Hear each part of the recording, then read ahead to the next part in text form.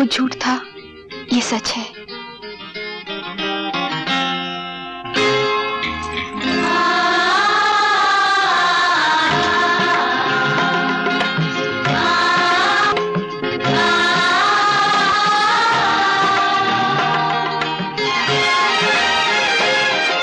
अब तो यकीन आया ना, मैंने उसे जो कुछ भी दिया था वो छलावा था।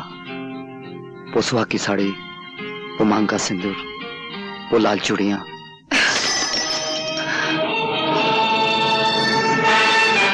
ये लो अपनी लाल चूड़ियां और पहना दो उस छिनाल को जिसे तुम अपने गले लगा रहे हो। दुनिया के तमाम जानवर अपने बच्चों की परवरिश अपने दूध से करते हैं, सिर्फ नागिन अपने पिल्लों को अपने जहर से पालती है। और फिर मैं तो वो नागिन हूँ जिसने सदियों से और नस्लों से सिर्फ जहर ही पिया है। मैं तुम्हें फिर मिलूंगी, और जब मिलूंगी तो वो सारा जहर एक साथ तुम्हारे मुंह पर उलट दूंगी।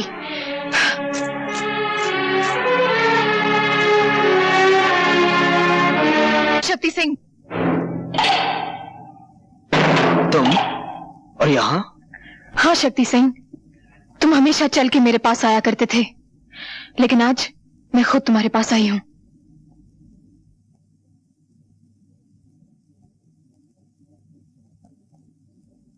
प्यासा पहले कुएं के पास आया करता था, आज कुआं चल के प्यासे के पास आया है। मेरी प्यास तो सिर्फ तुमसे शादी करने से है, तुम्हें अपना बनाने से है, तुम्हारी मांग में सिंदूर भरने से है।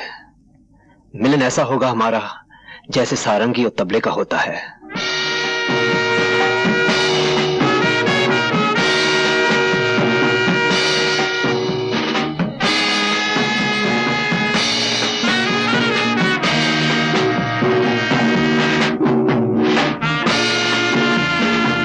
ये मिलन जरूर होगा शक्ति सिंह। मैं अपना हुस्न, अपनी जवानी, जो कुछ भी मेरे पास है, सब कुछ तुम्हारे कदमों में रख दूंगी। लेकिन इससे पहले तुम्हें मेरे लिए एक छोटा सा काम करना होगा। तुम काम बोलो मुनीबाई, तुम्हारे मुंह से जो बात निकलेगी पूरी की जाएगी।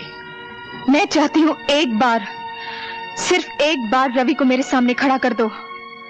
उसके हाथ और उसके पांव पर इख्तियार तुम्हारे होंगे, लेकिन इसके जान पर हक सिर्फ मेरा होगा, सिर्फ मेरा। समझ लो मुनीबाई, तुम्हें तुम्हारा हक मिल गया।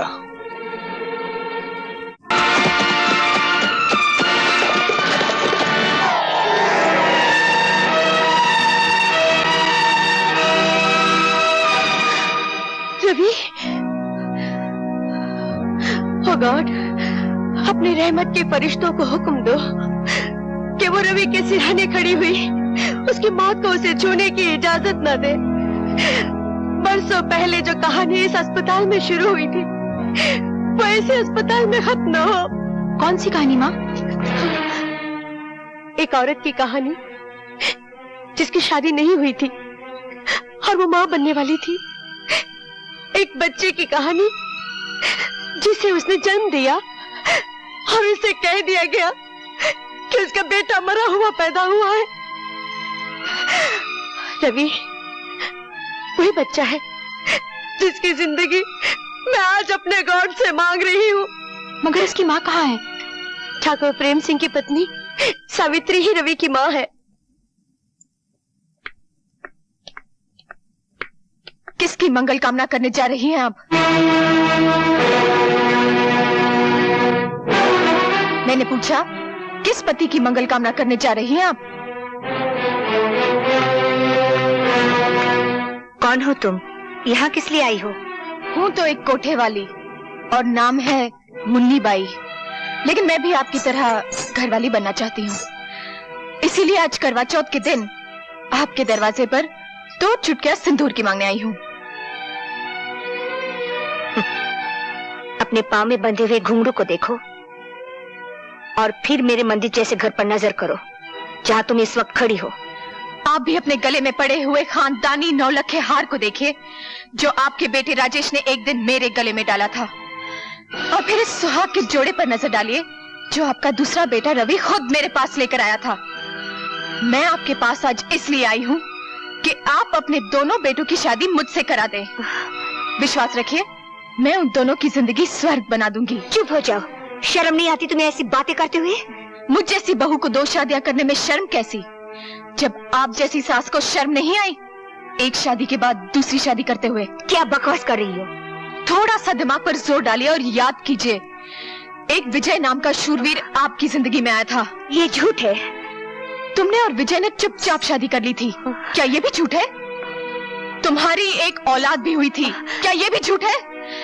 जिसे डॉक्टर और तुम्हारे बाप ने मरा हुआ करार दिया था, क्या ये भी झूठ है? क्या चाहिए तुम्हें? सबसे पहले मुझे ये खानदानी 9 लखा हार चाहिए जो अब भी आपके गले की शोभा बना हुआ है, और फिर वो तमाम जेवर चाहिए जो आपने अपने आने वाली बहुओं के लिए तिजोरी में बंद कर रखे हैं।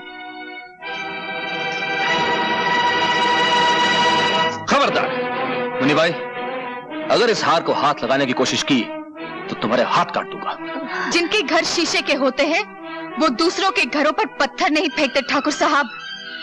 अगर हाथ काटने ही है तो अपनी बीवी के काटिए जिसने आपकी नाक कटा रखी है, जिसने आपको धोखा दिया है। निकल जाओ यहां से।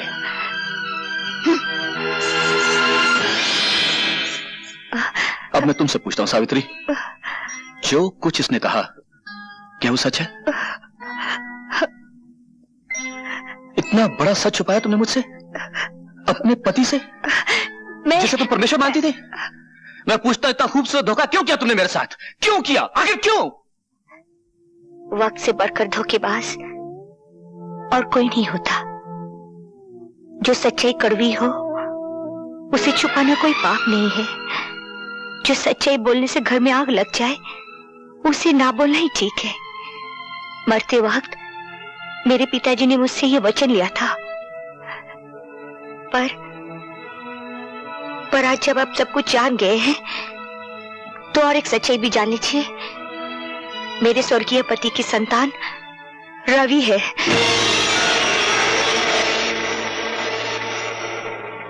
पर मैं आपके चरणों की सौगंध खाकर कहती हूँ, ये जानती हुई कि रवि मेरा बेटा है, मैंने उसे आज तक बेटा कहकर पुकारा नहीं।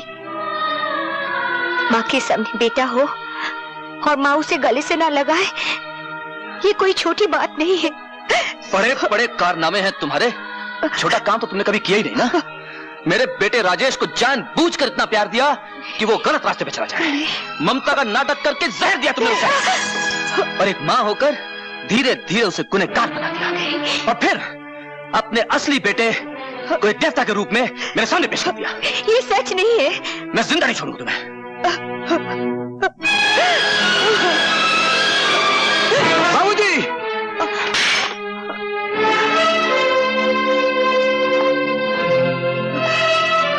उठो मां।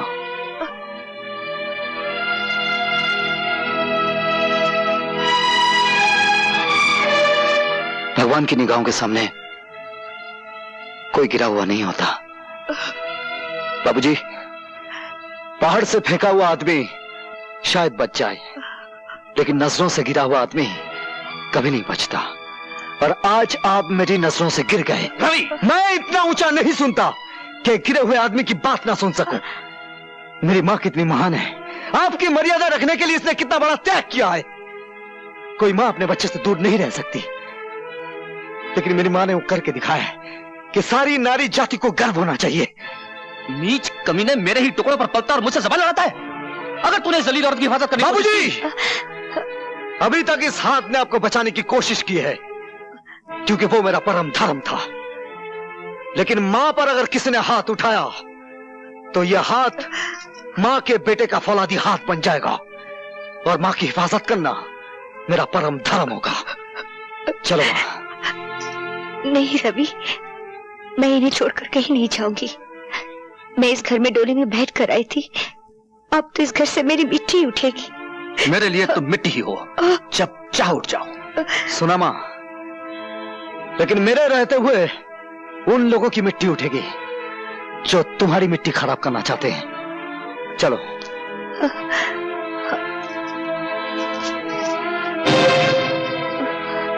क्षमा और दया का दान तुम्हें इन दरवाजों से नहीं मिलेगा मां। इस खानदान की तो यह रस्म है कि जख्मों पर मरहम ना लगाया जाए, पहले उन पर नशा चलाया जाए, बाद में नमक छिड़का जाए। आओ आओ।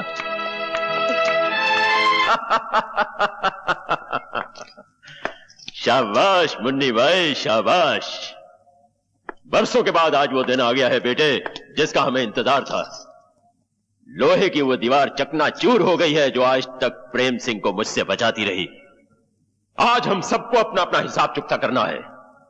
तुम्हें अपना हक मांगना है अपने बाप से, मुन्नी बाई को अपने घायल प्यार की कीमत मांगनी है रवि से, और शक्ति सिंह को अपने मोहब्बत की खातिर अपनी जान की बाजी लगानी है, और मुझे अपनी नफरत की आग ठंडी करने के लिए प्रेम सिंह का खून पीना है।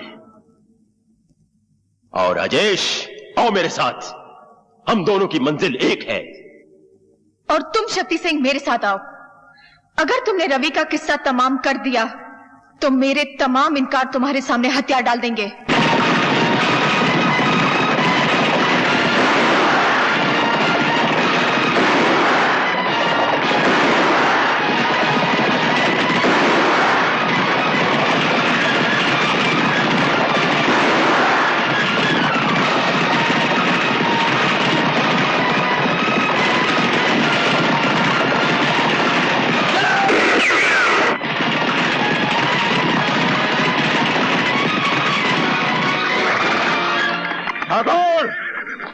बाहर निकल और सामना कर अपनी मौत का, जिसने तुझे बरसों ढूंढा है और आज तेरे दरवाजे पर आ पहुंची है।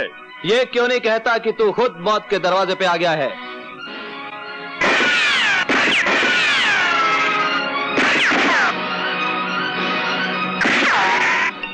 राजेश, हवेली के अंदर से सिर्फ एक बंदूक आग उगल रही है। तुम हवेली के चप्पे चप्पे से वाकिफ हो, हवेली का खुफिया रास्ता बताओ। रवि, आज फिर किसी जगह जुल्म की आंधी उठी होगी, किसी सुहागन का सिंदूर खतरे में पड़ गया होगा। बेटा, तू जल्दी जा, जल्दी जा।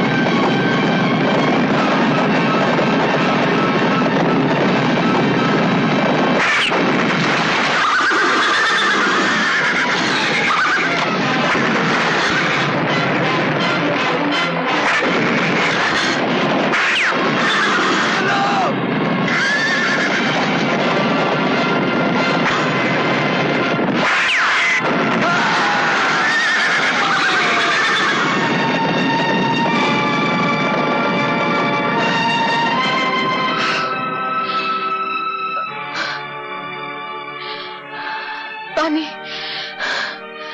पानी, पानी।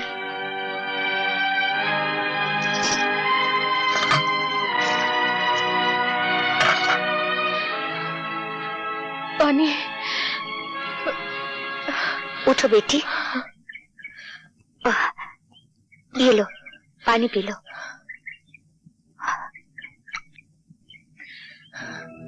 आपने मुझे बेटी कहा? और क्या कहती बेटी? लोगों ने मुझे सैकड़ों नामों से पुकारा है। किसी ने वैश्या कहा, रंडी कहा और कोठे वाली कहा है, लेकिन आज तक इतने प्यार से किसी ने मुझे बेटी नहीं कहा। बेटी, लोगों ने हमें ये सब नाम दिए हैं और इन लोगों ने हमें पत्नी भी कहा, बीवी भी बनाया, बहन भी बनाया।